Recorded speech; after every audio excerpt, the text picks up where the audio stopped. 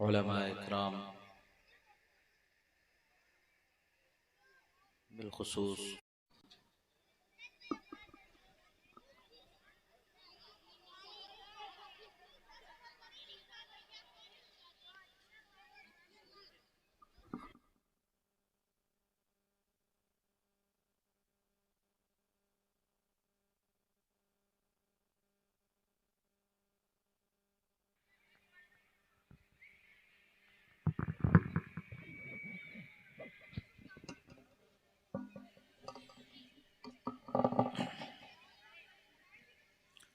تمام حاضرین اسلام، السلام علیکم ورحمۃ اللہ تعالی وبرکاتہ۔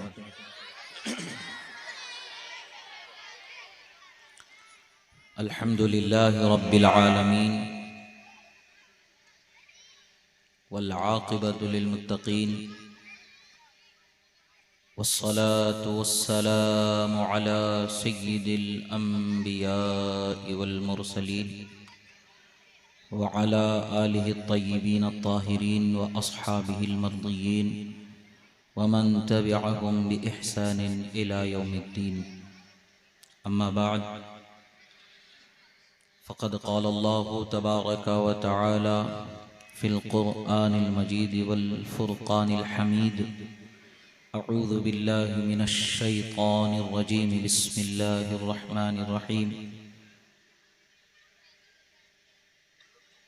قل هل يستوي الذين يعلمون والذين لا يعلمون؟ صدق الله مولانا العظيم، وصدق رسوله النبي الأمين الكريم، ونحن على ذلك لمن الشاهدين والشاكرين، والحمد لله رب العالمين. غوث اعظم بمنے بے سرو ساما مددے، قبلے دی مددے، کعبے ایما مددے، امداد کن از بند غم آزاد کن، در دین و دنیا شاد کن، یا غوث اعظم دستگیر المدد شیئا للہ، المدد شیئا للہ، المدد شیئا للہ. ایک مرتبہ عقیدت و محبت کے ساتھ درود شریف کا نذرانہ پیش کریں. اللہم صلی علی سیدنا نبینا مولانا محمد عدد ما فی علم اللہ صلاة دائمة بدوام ملک اللہ وعلی آلہ واصحابہ اجمعین. ایک مرتبہ اور نبی اور آل نبی پر درود شریف پڑھیں. اللہم صلی علی سیدنا نبینا مولانا محمد عدد ما فی علم اللہ صلاة دائمة بدوام ملک اللہ وعلی آلہ واصحابہ اجمعین. اعلیٰ حضرت امام اہل سنت ارشاد فرماتے ہیں: خدا کی رضا چاہتے ہیں دو عالم، خدا کی رضا چاہتے ہیں دو عالم، خدا چاہتا ہے رضائے محمد صلی اللہ علیہ وآلہ وصحبہ وسلم. اللہ رب العزت کا بے پناہ شکر و احسان کہ اللہ رب العزت نے ہمیں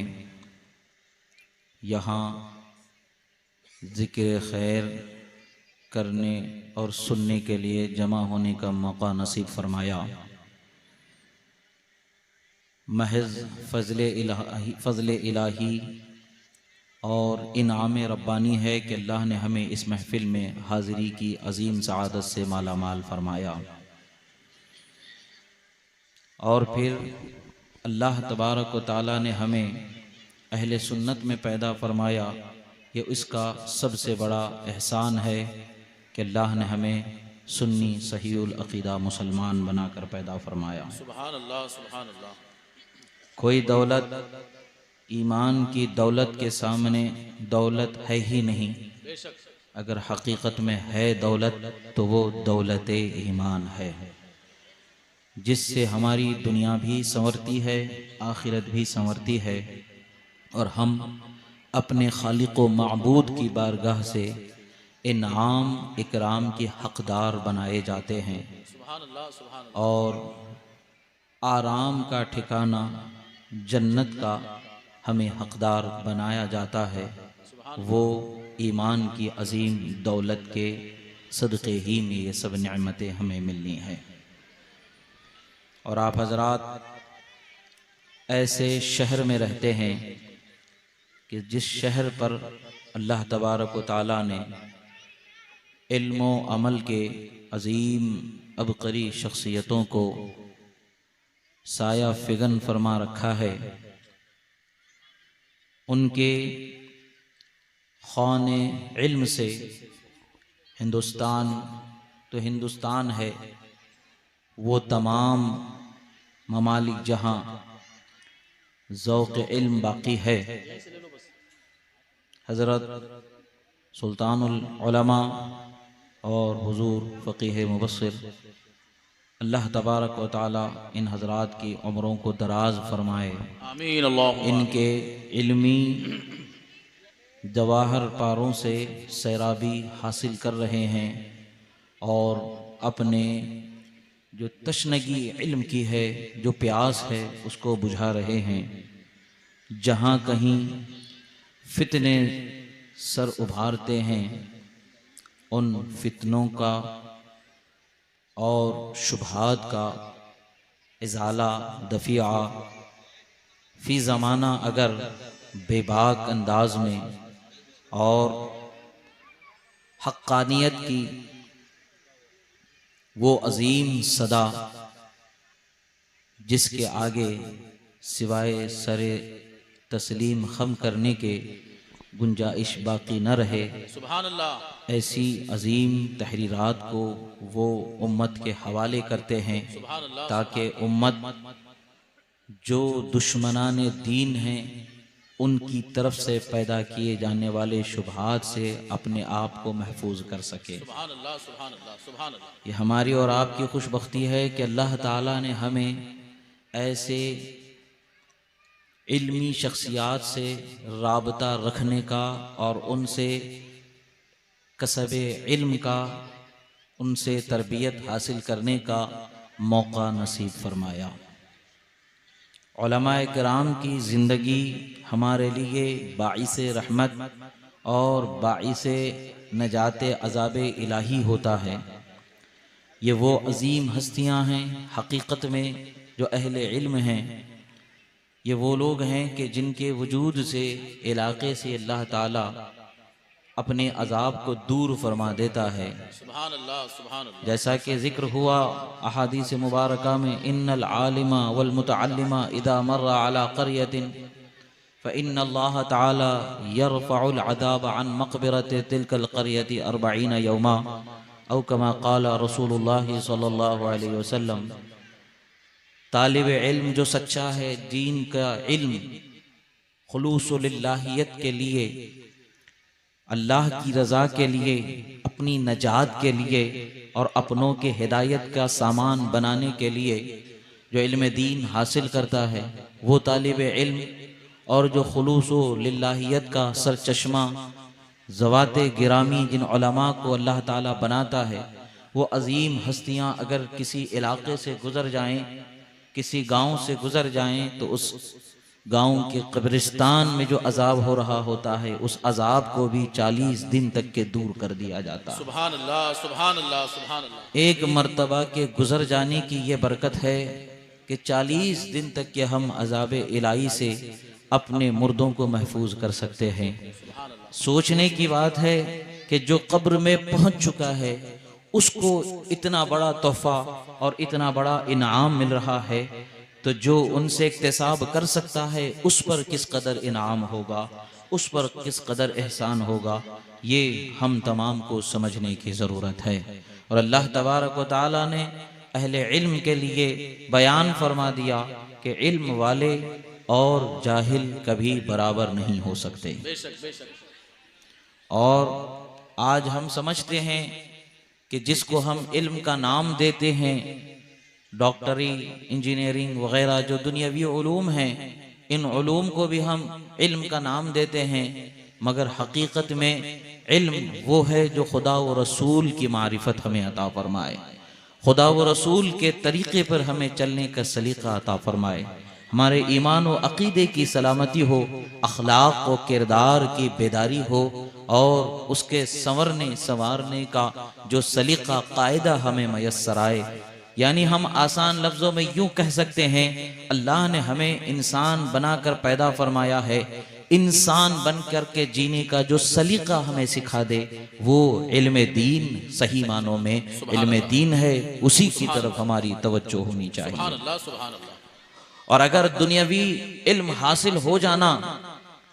جہالت کو دور کر دینے کا نام ہے تو پھر عرب کا پڑھا لکھا انسان ابو جہل نہیں کہلاتا۔ وہ بھی اپنے زمانے کا دنیا کا علم رکھنے والا تھا، پڑھا لکھا تھا، مگر ابو جہل مشہور ہو گیا۔ پتہ چلتا ہے کہ محض دنیا کے علم سے انسان اپنی جہالت کو دور نہیں کر سکتا ہے۔ اگر انسان کو اپنی جہالت کو دور کرنا ہے تو وہ دینی علم کو حاصل کرنا ضروری ہے۔ سبحان اللہ۔ ابو العلم، کون علم والے ہیں، کون علم والے مانے جائیں گے، کنہیں علم والا کہا جائے گا، وہ علم والے کیسے ہوتے ہیں؟ جواب میں عرض کیا، ہم الذین یعملون بما یعلمون، فرمایا یہ وہ لوگ ہیں جو علم حاصل کرنے کے بعد اس پر عامل ہو جاتے ہیں، عمل کرنے والے ہو جاتے ہیں، حلال کو حلال جاننے کے بعد اس پر عمل کرنے والے ہو جاتے ہیں، حرام کو حرام جاننے کے بعد اس سے بچنے والے ہو جاتے ہیں۔ سبحان اللہ۔ اور پھر حضرت عمر فاروق رضی اللہ تعالیٰ عنہ تربیت فرما رہے ہیں، وہ فرماتے ہیں فما اخرج العلم من قلوب العلماء، فرمایا تو پھر علم کس طرح سے علماء کے دلوں سے نکل جاتا ہے، وہ کون سی چیز ہے کہ جس سے علم نکل جاتا ہے؟ عرض کرتے ہیں وہ لالچ ہے کہ جس سے انسان کے دل سے علم کی برکتیں نکل جاتی ہیں۔ اور الحمدللہ آپ حضرات دیکھتے ہیں اپنی ماتھے کی آنکھوں سے کہ جن کے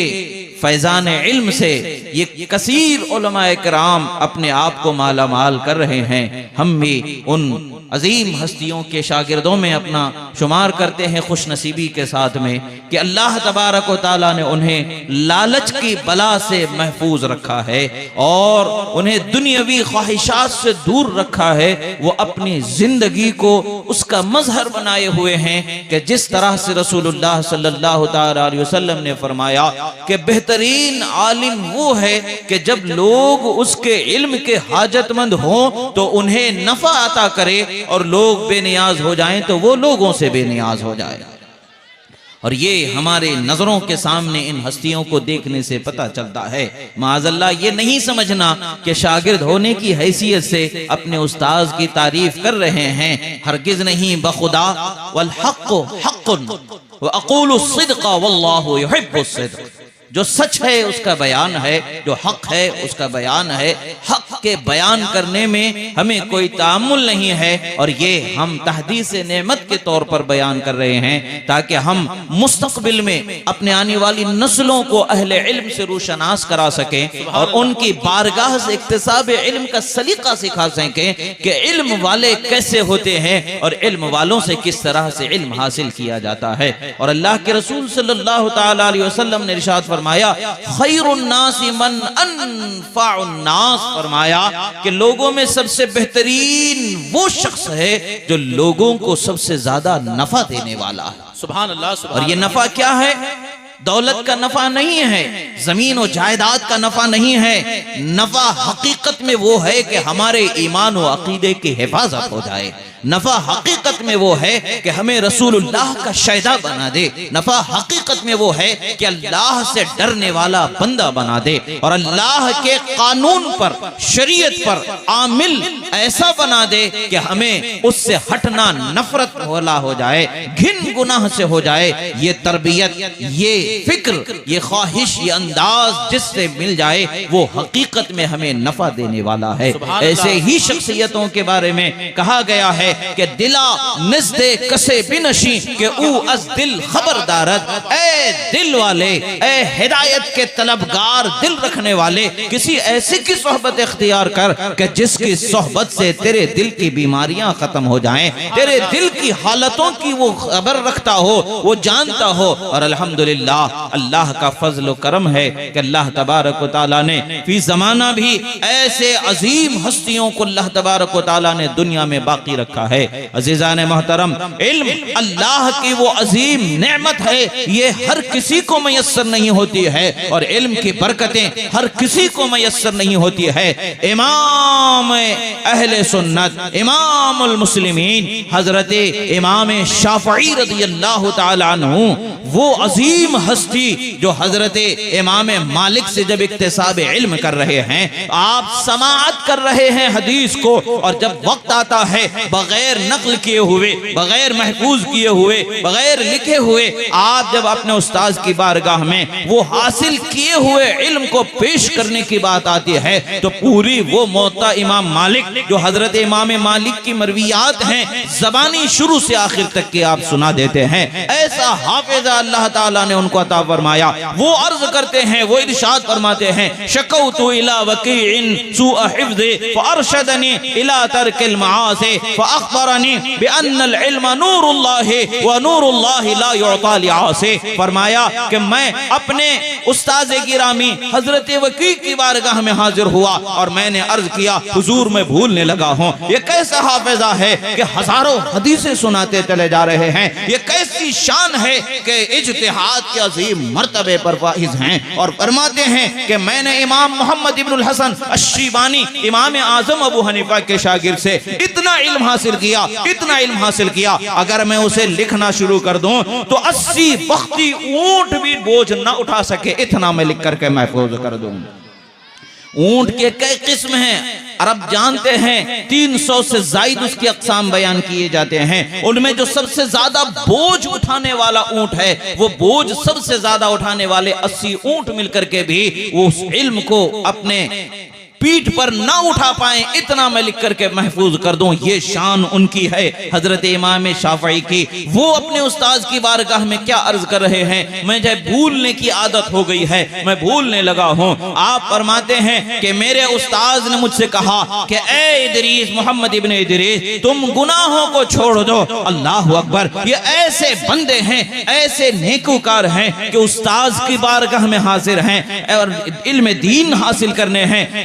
کرنے حاضر ہیں، دن بھر علم حاصل کرتے رہے، مگر رات کا جب وقت ہے آپ اپنے حجرے میں عبادت کر رہے ہیں تو آپ کے استاذ ان کے لیے صبح وضو کے لیے پانی پیش کر رہے ہیں اور جان رہے ہیں، امام مالک پہچان گئے ہیں کہ میرے پاس آنے والا یہ علم کا وہ سریا ہے، وہ ستارہ ہے جو آسمان علم پر ایسا چمکے گا کہ جس کی چمک قیامت تک کے چمکتی رہے گی۔ وہ عظمت والا ہے، اور کیسی شفقت فرما رہے ہیں علم والوں کے ساتھ۔ جو طالب علم سچے ہوتے ہیں وہ سلوک استاذ کا کیسا ہوتا ہے استاذ بھی بتا رہے ہیں، اور وہ شاگرد بھی ایسے ہیں قدم بوسی کرتے ہوئے حضرت کی خدمت میں حاضر ہیں، اکتساب علم کر رہے ہیں اور ایسے انہماک کے ساتھ علم حاصل کر رہے ہیں کہ ان کے جیسا کسی شاگرد کا تصور بھی کسی کو سمجھ میں نہ آنے پائے، مثال بھی نہ نظر آئے۔ وہ عظیم ہستی کہتے ہیں ان کے لیے کہا جا رہا ہے جو تہجد بھی نہیں چھوڑتے ہیں، ان کے لیے کہا جا رہا ہے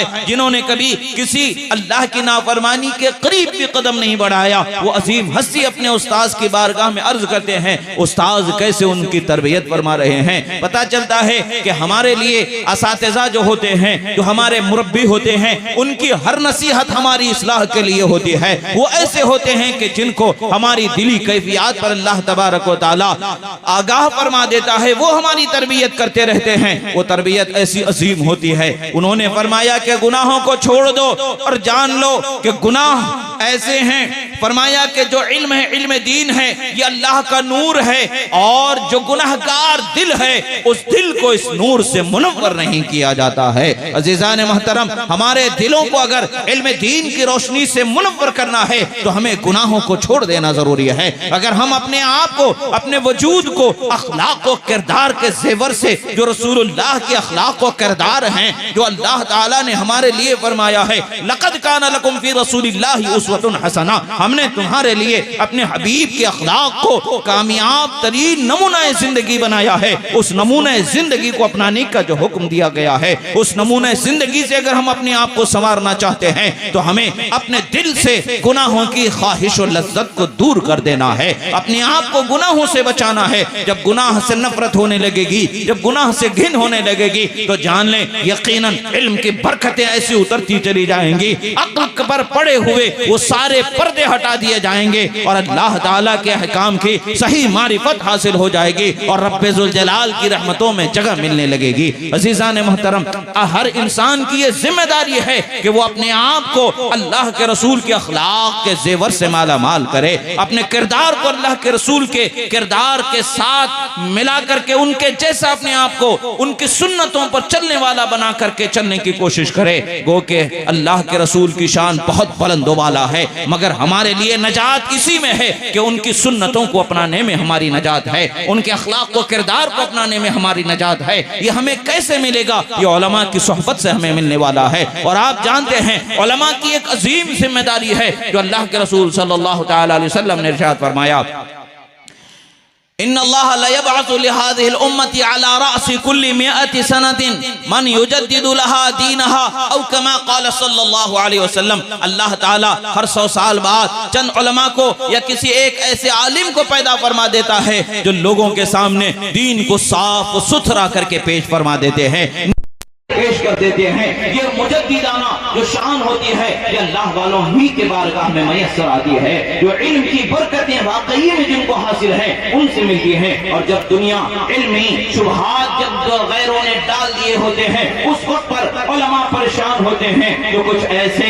وہ حضرات ہوتے ہیں جن کے قلوب پر اللہ تبارک و تعالیٰ کا انعام ہوتا ہے, اکرام ہوتا ہے, انشراح کی دولت سے جن کو مالا مال کیا جاتا ہے, وہ جب اپنے قلم کو اٹھاتے ہیں اور قلم کے وہ حروف جو آپ اپنے کتابوں میں بکھیر دیتے ہیں تو ہدایت کا ایسا نورانی سرچشمہ بن جاتے ہیں کہ جس سے قیامت تک کے ہدایت ملتی رہتی ہے. اور یہی وہ علم حقیقی ہے جو ہمیں مرنے کے بعد بھی فائدہ دینے والا ہے. اور اللہ کے رسول صلی اللہ علیہ وسلم نے فرمایا, اذا مات الانسان انقطع عنه عمله الا من ثلاثه الا من صدقة جارية او علم ينتفع به او ولد صالح يدعو له, رواہ مسلم. حضرت ابو ہریرہ رضی اللہ عنہ راوی ہیں اور کما قال رسول اللہ صلی اللہ علیہ وآلہ وصحبہ وسلم فرماتے ہیں جب انسان مر جاتا ہے تو انسان کا جو ثواب ملنے کا جو سلسلہ ہوتا ہے وہ منقطع ہو جاتا ہے, کیونکہ عمل سے متعلق جو چیز ہے اس کے اب عمل کا سلسلہ بھی ختم ہو گیا, تو عمل کا جو نتیجہ ہے جو ثواب اسے دینا ہے وہ بھی رک گیا. مگر فرماتے 3 چیزیں ایسے ہیں کہ جس کا ثواب اسے قیامت تک کے ملتا ہی رہے گا. ایک صدقہ جاریہ کر دینا, مدرسہ بنا دینا, مسجد بنا دینا, اور وہ امور خیریہ جو امت محمدیہ کے نفع کے لیے کر دیے جائیں جو صدقہ جاریہ میں شمار ہوتے ہیں وہ اس کا ثواب اسے ملتا ہی رہے گا. اور پھر فرمایا اور علم ينتفع به, یا پھر علم چھوڑ کر کے چلے جائیں کہ جس سے دنیا والے فائدہ اٹھاتے رہے, نفع پاتے رہیں. یہ وہی نفع ہے جس کو رسول اللہ صلی اللہ علیہ وسلم نے فرمایا خیر الناس من انفع الناس, فرمایا بہترین وہ شخص ہے جو لوگوں کو سب سے زیادہ نفع دینے والا ہے. نفع کیا ہے؟ حدیث ہی کے الفاظ ہمیں بتاتے ہیں او علم ينتفع به, یا وہ علم چھوڑ کر کے جائے کہ جس سے نفع حاصل کرتے رہیں. اور پتہ چلتا ہے کہ علم یا تو شاگرد حضرات کے ذریعے علماء اپنے علم کو پھیلاتے ہیں, پڑھاتے ہیں, بہترین شاگردوں کو بناتے ہیں, ان کے ذریعے ہو یا کتابوں کے ذریعے ہو. یہ وہ نعمت ہے جو مرنے کے بعد بھی قیامت تک کے ہمیں ملتا رہتا ہے, اس کا اجر و ثواب. اور پھر نیک اولاد کو چھوڑ کر کے جانا جو ہمارے حق میں مغفرت کی دعا کرتی رہے. اور جو مکاتب اسلامیہ ہیں بالخصوص نوری مکتب, یہ جو حضرت کا مدرسہ ہے جس کے احاطے میں آپ حضرات اور ہم جمع ہوئے ہیں, یہاں علم دین کو آگے بڑھانے کی جو کوششیں کی جا رہی ہیں, بچوں تک کے زیور علم سے آراستہ کرنے کی جو مساعی جمیلہ پیش کی جا رہی ہیں, اور جو خدمات ہیں یہ ناقابل فراموش خدمات اللہ تبارک و تعالیٰ نے اس خطے کو عطا فرمایا ہے خلوص للہیت کے ساتھ. یہ ہمارا اور آپ آپ کا فریضہ ہے کہ جو تعلیم دی جا رہی ہے اس تعلیم پر ہمیں صحیح معنوں میں توجہ کرنے کی ضرورت ہے. اپنی بچیوں کو اور اپنے بچوں کو دینی تعلیم اور اخلاق نبوی صلی اللہ علیہ وآلہ وسلم سے مذکر کرنے کی ضرورت ہے. آنے والے زمانے میں نہ جانے کیسے فتنے اٹھیں گے, نہ جانے کیسی مشکلیں ہمارے سامنے ہوں گی, مگر ہمیں اپنی اولاد کو یہ سبق دینا ہے کہ جب جان دنیا میں ہم جب تک ہیں اللہ کی رضا پر جینے کی خواہش اور جینے کی کوشش کرتے رہیں, اور جب دنیا سے جانے لگیں تو ہماری زبانوں سے لا الہ الا اللہ محمد الرسول اللہ کی صدائیں بلند ہونی چاہیے. آپ دیکھیں دنیا کو آپ موبائل کے ذریعے ہم سے زیادہ دیکھ رہے ہیں, اور دنیا میں جو معاملات ظلم و ستم کے سامنے آ رہے ہیں وہ آپ دیکھ رہے ہیں. آپ نے دیکھا ہوگا کہ بچوں کو جو گھروں کی دیواریں بچوں پر گر گئی ہیں, جو زندگی کے آخری لمحوں میں ہیں, وہ بچے اپنے باپ کو پکارتے ہیں کہ باپ شاید اس پتھر کے دباؤ سے جو اس کی موت کے دہانے میں پہنچا دیا ہے وہ ضرب وہ چوٹ اس سے بچا لے گا, مگر باپ اپنے بچے کو تلقین کرتا ہے یا بنیا قل لا الہ الا اللہ محمد رسول اللہ وقل اشہد ان لا الہ الا اللہ واشہد ان محمد عبدہ ورسولہ. وہ بچہ یہ نہیں کہتا ہے کہ اے باپ مجھے بچا لو, بلکہ وہ بچہ اس باپ کی تلقین پر لا الہ الا اللہ محمد رسول اللہ پڑھ رہا ہوتا ہے. وہ کوئی شکوہ نہیں کر رہا ہوتا ہے, کوئی تکلیف کرونا نہیں ہوتا ہے, اس لیے کہ اس بچے کو بھی معلوم ہے موت تو ہے یقینی, موت تو وہ مبارک جو خدا شہادت کے ذریعے عطا فرما دے. مرنا تو ہے ہی, جانا تو ہے ہی, مگر وہ جس پر خدا راضی ہو جائے وہ موت ہمیں مل جائے, وہ موت ہمارے لیے مقدر ہے, معراج ہے, بلندی ہے, رفعت ہے, بخشش ہے, عطا ہے, انعام ہے, مگر اس کے لیے اپنے آپ کو تیار کرنے کی ضرورت ہے. موت تو یقینی ہے, مگر کیا ہم نے جو علم ہمیں میسر ہے اس علم سے ہم نے اس موت کی تیاری کی ہے, یا اس قبر کی گود میں جہاں ہمیں آخر کار جانا ہی ہے اس کی ہم نے تیاری لی ہے. اور پھر جو میدان حشر میں اللہ تبارک و تعالی حساب و کتاب فرمائے گا اور ہمارا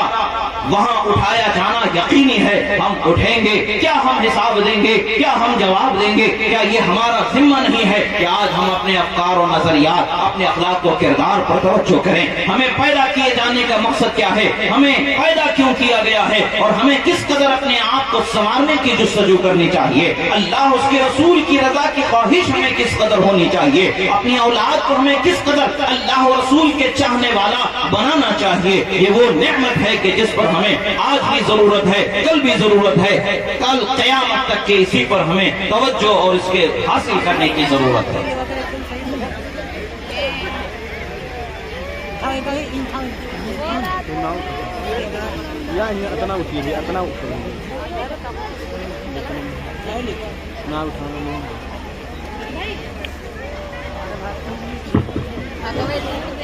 آپ حضرات راستہ دے دیں, راستہ دے دیں, ایک دم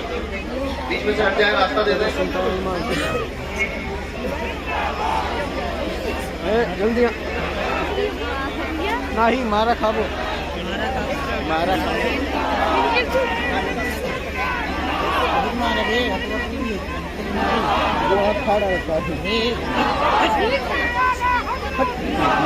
راستہ دے دیں, راستہ دے دیں, رسی لا رہے ہیں, راستہ دے دیں.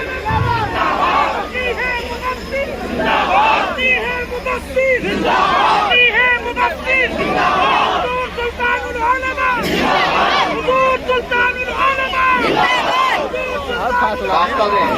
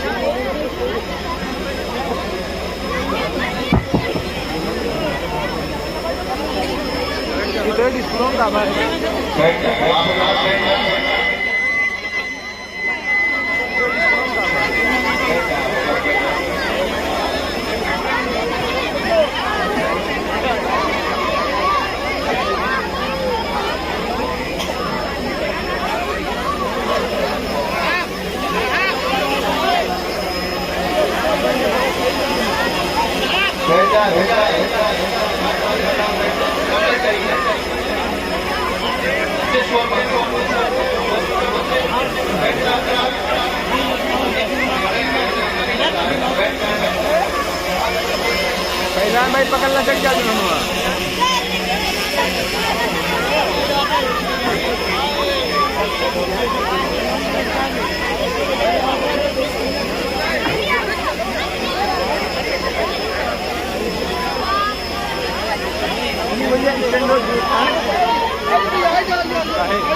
बहुत जगह दुरूद शरीफ पढ़ें सैयदना नबीना मौलाना मुहम्मद इब्न